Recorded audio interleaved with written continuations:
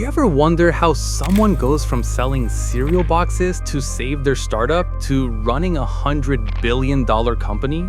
I mean $100 billion. Here's the thing nobody tells you about Airbnb. It almost died 3 separate times, and the strategy Brian Chesky used to save it, it's the exact opposite of what every business school teaches. August of 2008, San Francisco, and Brian Chesky is sitting on an air mattress in his apartment. And from what I've pieced together from multiple interviews he's given over the years, and this appears over and over again in his telling, he's staring at his laptop screen showing negative $40,000 in his bank account. Not the company's account, his personal account. He's 27 years old, and he's technically homeless because he can't afford rent. Which is ironic because he's trying to build a company that rents out spare rooms. His co-founder, Joe Gebbia, is in the same situation, also broke, also sleeping on an air mattress. They've been working on this idea for a year, and according to their own admissions in later interviews, and this comes up over and over again, they've made a total of $200 in revenue. $200 in 12 months. Every investor they've pitched has said no, and I mean every single one. We're talking 15 rejections in a row. 15. Chesky's parents are calling, asking when he's going to get a real job, and honestly, he doesn't have a good answer. What happens over the next 90 days will either prove everyone right, that this is the dumbest idea in Silicon Valley, or it'll create one of the most valuable companies on earth. And the strategy they choose to survive, it involves breakfast cereal. And I'm not kidding. Breakfast cereal. I'm Alex Morgan. This is Behind the Billion. And today, and I mean today, we're breaking down how Brian Chesky took Airbnb from literally selling cereal boxes to stay alive to building a company worth over $100 billion. And I think this is one of the most important startup stories ever told. Now look, I spent the last week, literally 7 straight days, reading everything I could find about Airbnb's early years. And I mean everything. I have spent at least 50 hours on this. I read Chesky's interviews. I found old blog posts from 2007 that are barely archived anymore. I went through Y Combinator records. I read Lee Gallagher's book, The Airbnb Story. I watched every early presentation I could find. And here's the thing. And this appears over and over again in everything I read. The story everyone tells about Airbnb is wrong. It's not about a clever idea that took off immediately. It's about 3 guys who refused to quit when every single rational signal said they should. And the strategy Chesky developed during those desperate early years, this obsessive focus on design and user experience when the company was literally broke, that's what separates Airbnb from the hundreds of other home-sharing startups that died. Because here's what nobody talks about, and this comes up over and over again. There were like 15 companies trying to do the exact same thing at the exact same time. VRBO existed, Couchsurfing existed, Craigslist had a housing section. Airbnb was late, underfunded, and had 0 competitive advantages. Except one thing, and that one thing is what we're going to break down today. But before we get into the strategy, let me take you back to where this actually started. Because understanding Chesky's background is critical to understanding why he made the decisions he made. And this pattern appears over and over again. Brian Chesky grows up in a small town in upstate New York called Niskayuna. His dad's a social worker, his mom works in human resources, middle-class family, nothing fancy. And as a kid, and this comes up over and over again in interviews with his parents, Chesky's obsessed with 2 things. Drawing and building. According to interviews with his parents that were published in various business magazines, he's constantly sketching, redesigning his bedroom, creating these elaborate floor plans for imaginary buildings. He gets into the Rhode Island School of Design, RISD, which, if you don't know, is one of the most prestigious design schools in the country. We're talking like 2,000 applicants for 300 spots. And this is important, and I want you to understand this. Because at RISD, they don't teach you to make things pretty. They teach you to solve problems through design. It's this philosophy that form follows function, that good design isn't decoration, it's problem solving. And this appears over and over again in Chesky's later work. Chesky graduates in 2004 with a degree in industrial design, and he moves to Los Angeles to work at a design firm called 3DID. Now here's where the story gets interesting. In 2007, Chesky's 26 years old, working this corporate design job, and he's miserable. And according to his own interviews, and this comes up over and over again, he's designing products he doesn't care about for clients he doesn't know. And one day, and I've heard him tell this story multiple times, so this part is well documented, he gets a call from his college friend Joe Gebbia. Gebbia is living in San Francisco, and he says something like, "Why don't you move here? We'll get an apartment together, we'll start something." And Chesky, who's got nothing tying him to LA, no girlfriend, no mortgage, just says yes. October of 2007, Chesky moves to San Francisco with basically no plan and no money.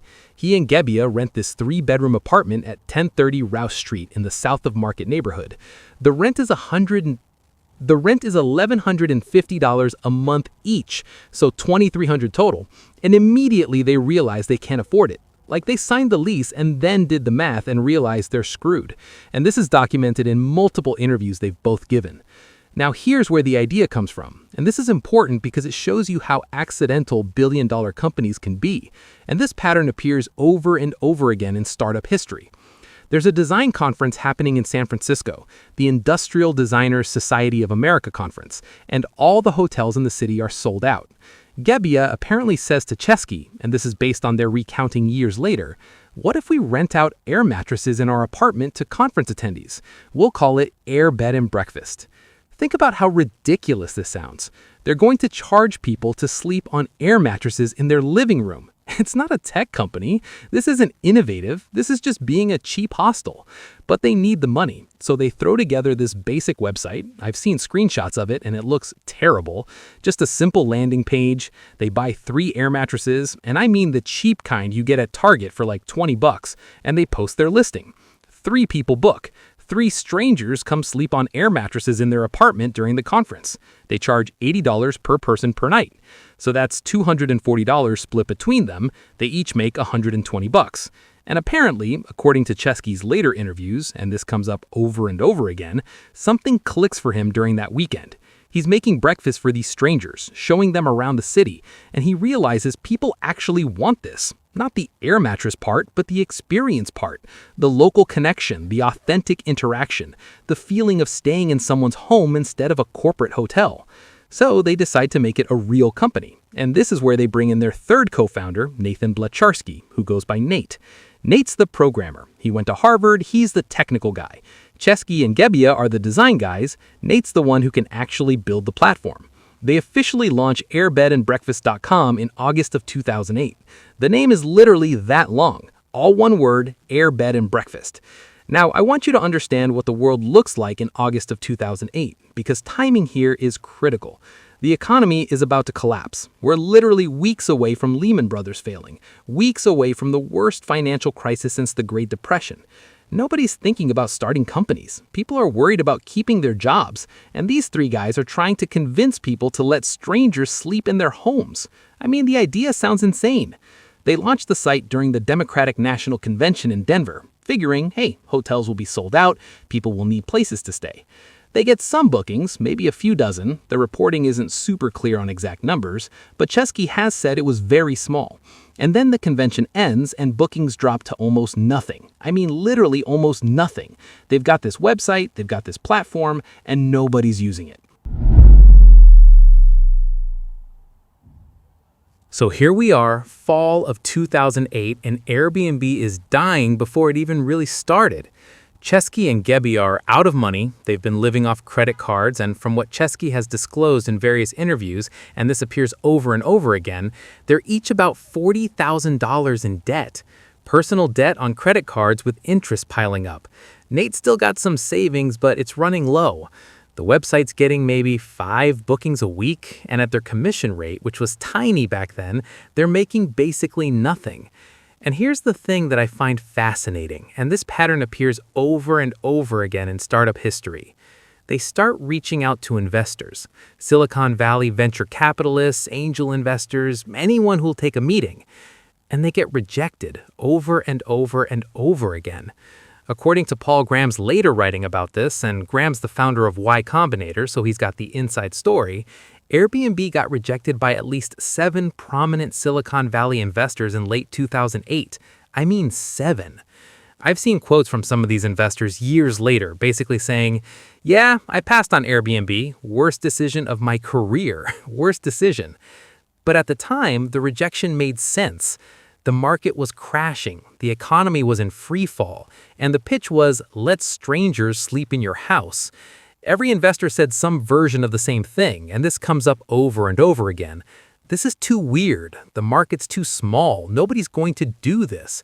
Focus on the word strangers sleeping in your house. It sounds like a crime waiting to happen. Chesky and Gebbia are desperate. They need money. They need it fast, and they can't get it from investors. So they come up with this idea that's so ridiculous, so outside the realm of normal startup behavior, that when I first read about it, I thought it was a joke. They're going to sell breakfast cereal. Now, let me explain the context here because the timing is everything. It's October of 2008 and the presidential election is coming up, Obama versus McCain. And Chesky and Gebbia have this idea. What if we create limited edition cereals themed around the candidates? Obama O's and Captain McCain's, like actual cereal boxes that people can buy as collectibles. Think about how insane this is from a business strategy perspective. They're supposed to be building a technology platform for home rentals, and instead they're pivoting to selling novelty cereal. This isn't even adjacent to their core business. This is completely random. But here's what I've learned from studying Chesky's decision-making over the years, and this appears over and over again. The guy's willing to do whatever it takes to survive. Pride doesn't enter the equation. Conventional wisdom doesn't matter if selling cereal keeps the company alive another month. They're selling cereal. They designed the boxes themselves, and from what I can tell from photos that still exist online, the design is actually pretty clever. Obama O's has the slogan, "The Breakfast of Change." Captain McCain's says, "A maverick in every box." They're full-color printed boxes that look genuinely professional. And here's the scrappy part that I love, and this comes up over and over again in the story. They can't afford to have these manufactured properly, so according to their own telling of the story, they buy cereal from the grocery store, the cheapest bulk cereal they can find, and they hand-fold and glue these boxes together themselves, one by one in their apartment. They make 1,000 boxes total, 500 Obama O's, 500 Captain McCain's. They price them at $40 per box. For cereal, $40 for a box of cereal that probably cost them $2 to make. And they start selling them. Now here's where it gets interesting, and this pattern appears over and over again. They send boxes to bloggers, they send them to journalists, they reach out to anyone covering the election. And it works. Tech blogs start writing about it, political blogs think it's funny, regular news outlets pick it up as a quirky election story. And people start buying them, not because they want the cereal, but because they want the collectible, the conversation piece. By the time the election's over, they've sold most of the boxes. The exact number varies depending on which interview you read, but Chesky has said they made around $30,000 from the cereal sales. $30,000, which at that moment is the difference between Airbnb surviving and Airbnb shutting down. They use that money to pay rent, buy food, keep the lights on, keep the website running. And here's the thing that nobody talks about when they tell the cereal story, and this is something I spent a lot of time thinking about. This wasn't just about the money.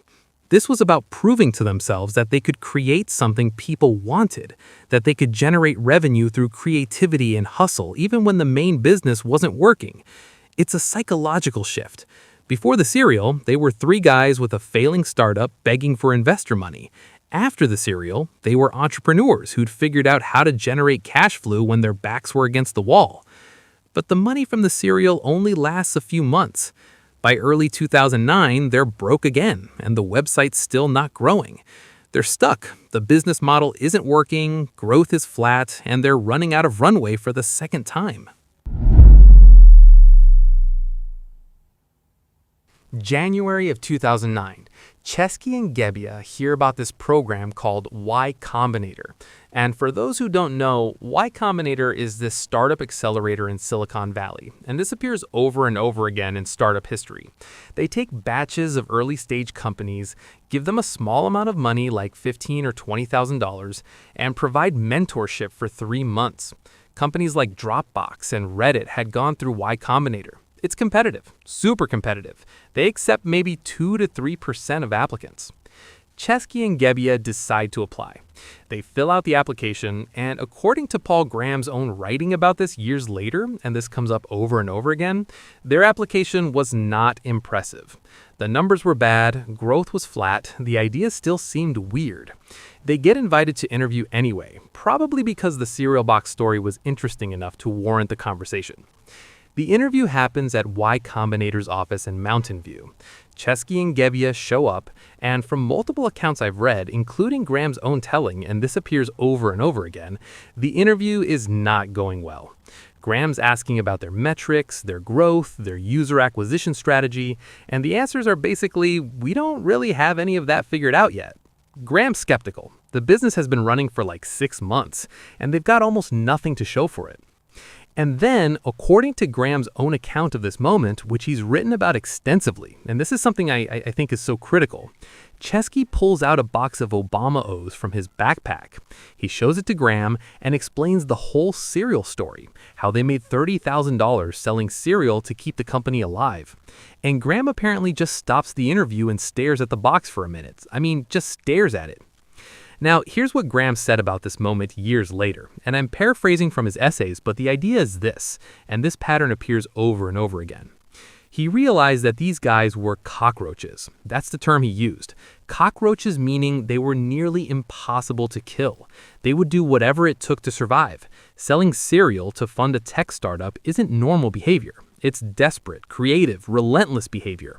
And that quality, that refusal to die, that's more important than the business metrics. Y Combinator accepts them. Winter 2009 batch. They get $20,000 in funding in exchange for 6% of the company. So the valuation is about $330,000. The company's worth basically nothing. But it's enough money to survive another few months, and more importantly, they get access to Paul Graham's advice and the Y Combinator network. And this is where the real transformation starts, because Graham immediately sees the core problem with Airbnb, and this appears over and over again in his essays. It's not the idea. The idea is fine.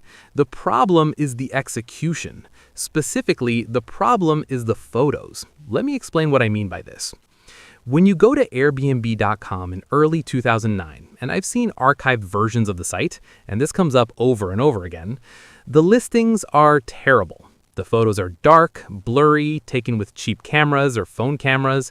You can barely see what the rooms look like. Nobody's making their space look appealing. They're just snapping quick pictures and uploading them.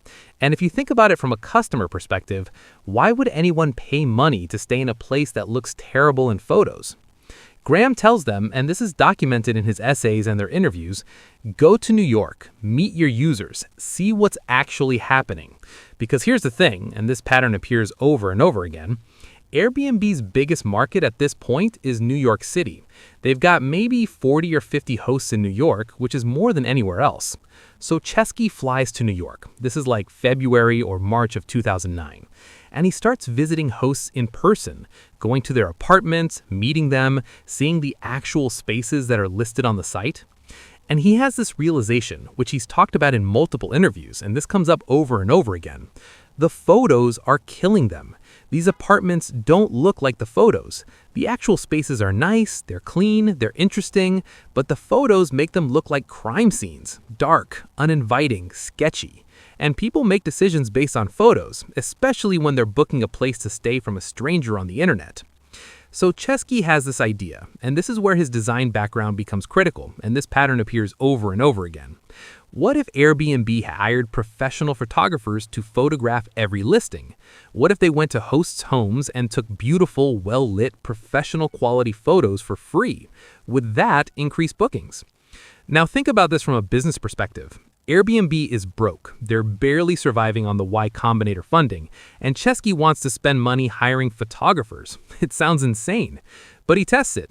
According to the reporting I found, he rents a camera, one of those nice professional DSLRs, and he spends a weekend in New York going door to door to Airbnb hosts, photographing their places himself. He takes new photos of maybe a dozen listings, and then he waits. Within a week or two, those listings with the new professional photos are getting 2 to 3 times as many bookings as they were before. The photos work. Beautiful photos make people want to stay in these places, make the spaces look trustworthy, make the whole experience feel legitimate instead of sketchy. This becomes their strategy. This becomes the thing that separates Airbnb from every other home-sharing site. They're going to out-design the competition. They're going to make the experience so visually appealing, so beautiful, that people overcome their hesitation about staying with strangers. Summer of 2009, Airbnb launches what they call the photography program. And the idea is simple. And this appears over and over again in their growth story. Any host can request a free professional photographer to come photograph their space. Airbnb pays for the photographer, the host gets beautiful photos, and the photos get uploaded to the listing. Everyone wins. But here's the problem, and this comes up over and over again. Airbnb's still broke. They can't afford to hire a staff of photographers in every city, so they come up with this creative solution. They contract with freelance photographers in different cities and pay them per shoot. From what I found, they paid photographers something like maybe $50 to $100 per listing photographed. Not a lot, but enough to make it worthwhile for freelance photographers who needed work. And the results are immediate. Listings that get professionally photographed see their bookings increase by 200 to 300%. I've seen Chesky cite these numbers in presentations, and while I can't independently verify the exact percentages, the pattern is clear. Better photos equal way more bookings, and more bookings means more revenue for hosts, which means more hosts want to join the platform, which means more inventory, which means more options for guests, which creates this growth flywheel. But the photography program is expensive. Even with the freelance contractor model, Airbnb's spending real money on this, and they're not making much revenue yet. The company's still burning cash, but Chesky doubles down on it anyway, because this is the competitive advantage. VRBO's not doing this. Craigslist definitely isn't doing this. No one else is investing in making their listings beautiful. By the end of 2009, and this appears over and over again in their metrics, Airbnb's photographed something like maybe a few thousand listings. The exact number's hard to pin down because the company wasn't public and wasn't releasing metrics, but based on Chesky's later comments about the program, it was substantial, and the growth starts happening, slowly at first, then faster. Now, while all this is happening, there's another problem Airbnb has to solve, and this pattern appears over and over again. Trust. Because here's the fundamental barrier to growth. Most people don't want to let strangers into their homes, and most people don't want to stay in strangers' homes. It feels risky, uncomfortable, potentially dangerous. How do you overcome that psychological barrier? Airbnb builds a review system. After every stay, both the host and the guests leave reviews of each other, public reviews that everyone can see, and this creates accountability. If you're a bad guest who trashes the place, you get a bad review and no one will rent to you anymore. If you're a sketchy host with a gross apartment, you get bad reviews and no one will book with you. The review system creates a reputation economy where good behavior gets rewarded and bad behavior gets punished. They also add verification features. Hosts can verify their identity by connecting their Airbnb account to their Facebook profile or uploading an ID. Same for guests. It's not perfect, but it reduces the anonymity that makes people uncomfortable. You're not just random user 123, you're John Smith from Boston with a verified Facebook account and 5 positive reviews from previous stays.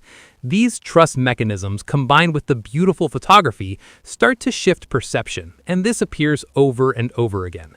Airbnb goes from feeling like Craigslist, which is anonymous and sketchy, to feeling more like a curated marketplace where real people with real reputations are participating.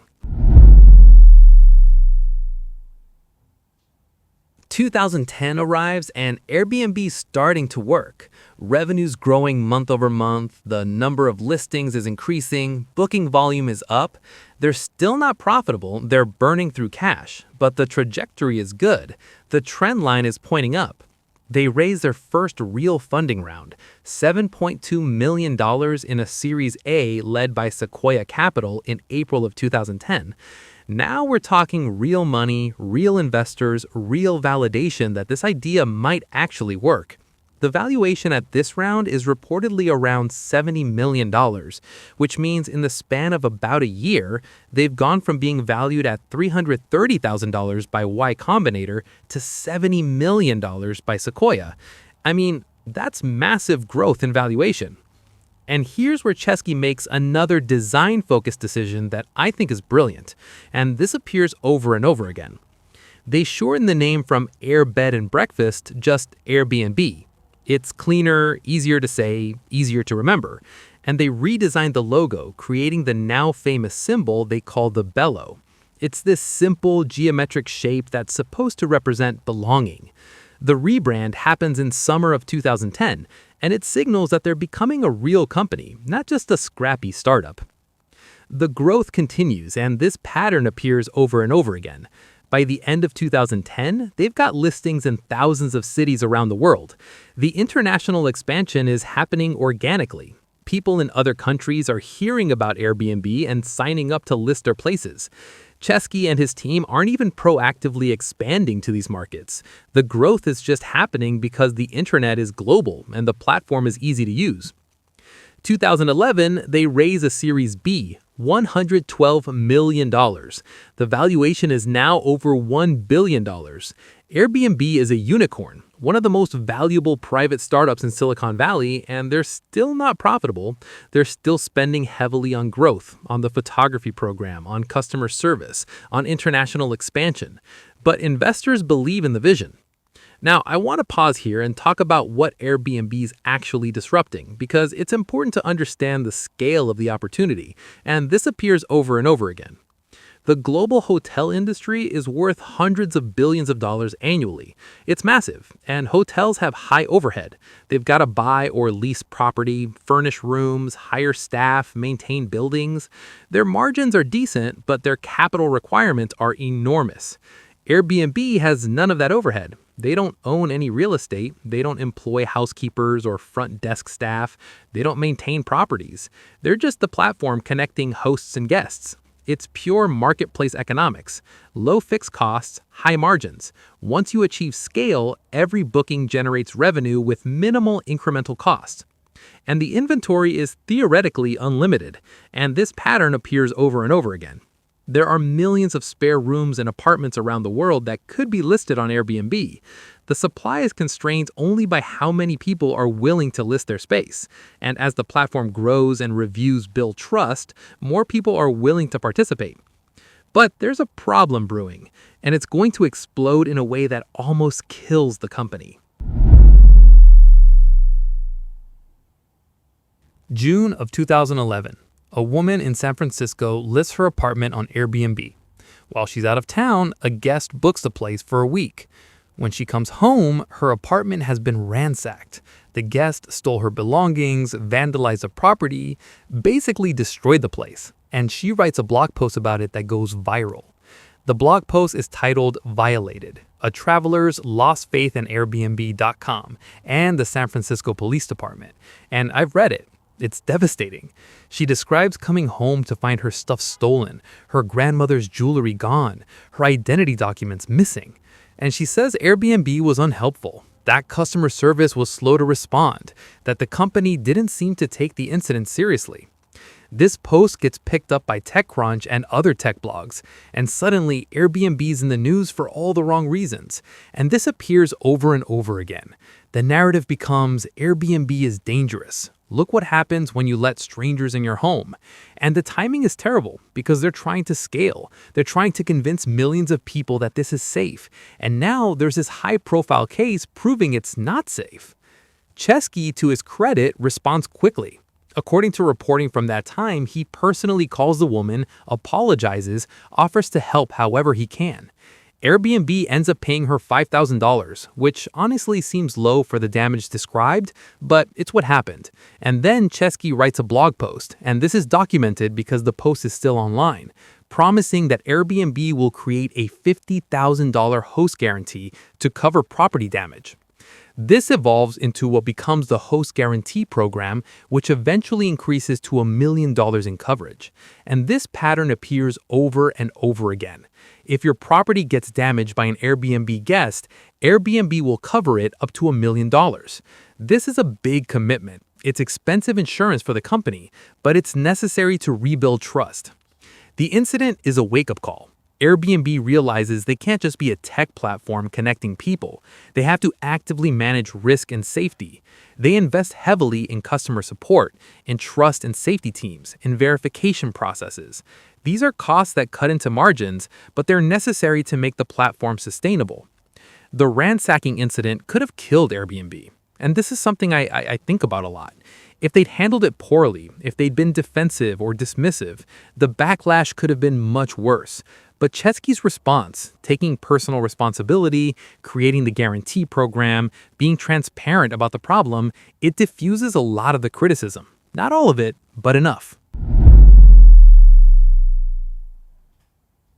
By 2012-2013, Airbnb's no longer a startup. It's a real company. They've got hundreds of employees, offices in San Francisco and other cities. They're operating in countries all over the world.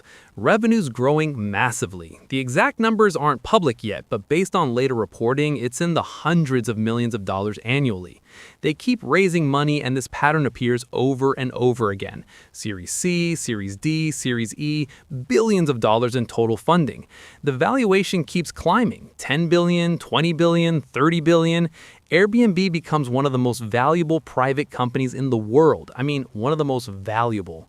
And Chesky's obsession with design continues to be central to the company's strategy, and this appears over and over again. Everything about the Airbnb experience is designed. The website, the app, the search functionality, the booking process, the payment system, the messaging between hosts and guests. It's all clean, intuitive, beautiful. This isn't an accident. This is intentional design thinking applied to every aspect of the product. They also start creating new product categories. Airbnb Experiences launches, letting people book activities and tours with local hosts, not just accommodations. So you can book a cooking class in Italy with a local chef or a street art tour in Berlin with a graffiti artist. It's extending the marketplace beyond just places to stay. The company's growing so fast that they start facing regulatory challenges, and this appears over and over again too. Cities like New York and San Francisco start cracking down, saying Airbnb's contributing to housing shortages and rising rents. The argument is that landlords are converting long-term rentals into short-term Airbnb listings, reducing available housing for residents. Some cities start passing laws restricting short-term rentals, requiring hosts to register, limiting how many days per year you can rent out your place. Airbnb pushes back, arguing they're helping people afford to stay in their homes by earning extra income. They lobby city governments, they run PR campaigns, they try to find compromise regulations. It's a constant battle in city after city. And I'll be honest, this is one area where the narrative around Airbnb gets complicated because depending on your perspective, they're either empowering homeowners or contributing to gentrification and displacement. I'm not going to adjudicate that debate here, but it's important context for understanding the challenges they faced. By 2019, Airbnb's preparing to go public. They're planning an IPO for 2020, probably in the spring or summer. The company's private valuation is around $31 billion. They've got millions of listings globally. They're finally profitable or close to it. Everything's set up for a successful public offering. And then March of 2020 happens, and everything changes. March of 2020, the COVID pandemic hits. Countries start locking down, borders close, travel stops overnight. And Airbnb, a company entirely dependent on people traveling and staying in other people's homes, sees bookings collapse. I mean collapse, according to Chesky's later interviews and the company's eventual IPO filings. And this appears over and over again. Bookings drop something like 80 to 90% almost immediately. 80 to 90%. Think about what this means financially. Airbnb's revenue model is taking a commission on every booking. No bookings means no revenue, and they've got hundreds of millions of dollars in fixed costs, employees, offices, technology infrastructure. The burn rate is insane. They're losing money at an incredible pace. The company had been planning to IPO at a $31 billion valuation. Now, in private markets, investors are valuing the company at maybe $18 billion. They've lost nearly half their value in weeks, and it's not clear when or if travel will come back. Chesky has to make the hardest decision of his career. In early May of 2020, he announces layoffs, 1,900 employees, which is about 25% of the workforce. I've read the email he sent to staff. It's public. He posted it on the Airbnb website. And to be honest, as layoff announcements go, it's one of the better ones I've seen. He's transparent about why they're doing it. He's empathetic about the pain it's causing. He provides generous severance packages, including 4 months of salary and extended health insurance. But it's still 1,900 people losing their jobs during a pandemic. It's devastating. The company also has to rethink everything, and this pattern appears over and over again. If people aren't traveling internationally, what can they offer? They realize people might still want to travel domestically, like short road trips to nearby places. So they start promoting listings in rural areas, cabins in the woods, beach houses, places you can drive to. They emphasize cleaning protocols and safety measures. They create a program for hosts to certify their properties meet enhanced cleaning standards. And something interesting happens. As the summer of 2020 progresses, people are going stir-crazy from lockdowns, and they start booking Airbnbs for short getaways. Not international trips, not city vacations, but escapes to nature, to isolated properties where they can socially distance. And bookings start recovering. Slowly at first, then faster than anyone expected. By late summer of 2020, Airbnb's bookings are back to maybe 60 or 70% of pre-pandemic levels. Not fully recovered, but way better than the apocalyptic scenario from March and April. And Chesky makes a decision to go ahead with the IPO. December of 2020, Airbnb goes public on the NASDAQ under the ticker symbol ABNB. And here's where it gets wild, and this appears over and over again. The IPO is massively oversubscribed, meaning way more investors want to buy shares than there are shares available. The company prices the IPO at $146 per share, which values the company at around $47 billion. On the first day of trading, the stock opens at $146 and immediately shoots up. It closes the first day around $144, but during the day, it hits peaks well over $150. The company's market cap exceeds $100 billion during that first day of trading. I mean, $100 billion for a company that was losing 90% of its bookings just 9 months earlier? Think about that journey, and this pattern appears over and over again. 2008, Chesky's $40,000 in debt, selling cereal boxes to keep the company alive. 2020, the company's worth over $100 billion, and he's a billionaire many times over. The stock has since fluctuated. I mean, as of when I'm recording this in late 2024, it's trading at a different price. Markets go up and down. But the IPO was a vindication of everything Chesky and his co-founders believed. And here's what I think is the most interesting part of the Airbnb story, and this is something I want you to understand. It's not the idea that made them successful. The idea of home sharing existed before Airbnb. Lots of companies were trying to do it. What made Airbnb win was execution. It was Chesky's obsessive focus on design, on making the experience beautiful and trustworthy. It was the photography program, the review system, the brand identity, the relentless attention to user experience. That's what separated them from competitors. There's this quote from Chesky that I love, and I've heard him say it in multiple interviews, and this appears over and over again, where he talks about how most startups die not because they build the wrong product, but because they give up too early. And Airbnb almost gave up multiple times. In 2008, when they were broke, they could have quit. In 2009, when growth was flat, they could have quit. In 2020, when COVID hit, they could have shut down. But they didn't. They kept iterating, kept fighting, kept believing they could make it work. Now, let's connect this to today, because there are lessons here that apply to current founders, current companies, current challenges. So why does the Airbnb story matter right now in late 2024, early 2025? Because we're seeing the exact same patterns play out with AI companies, and this appears over and over again. You've got these founders building AI startups. They're running out of money. Investors are skeptical. The technology is not quite there yet. And they're facing this decision. Do we keep going or do we quit?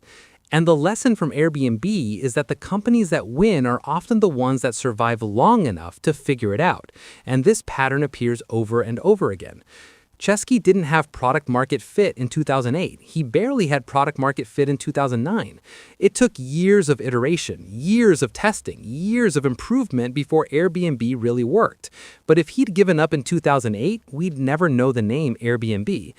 I see the same thing with companies like Perplexity AI, like Anthropic, like some of these other AI search and reasoning startups. They're burning cash, they're competing with giants like Google and OpenAI, and people are asking, can they really make it? And the answer is maybe, if they can survive long enough to figure out their unique advantage, their version of Airbnb's photography program, that thing that separates them from everyone else doing something similar. There's also a lesson about design and user experience, and this appears over and over again. Chesky succeeded because he made Airbnb beautiful, trustworthy, delightful to use. He didn't just build a functional platform, he built an experience. And I see a lot of AI products right now that are functional but not delightful. They work, but they're not pleasant to use. They're not designed with care. And that gap, that attention to design, that could be the difference between a product that survives and one that gets crushed by better designed competitors.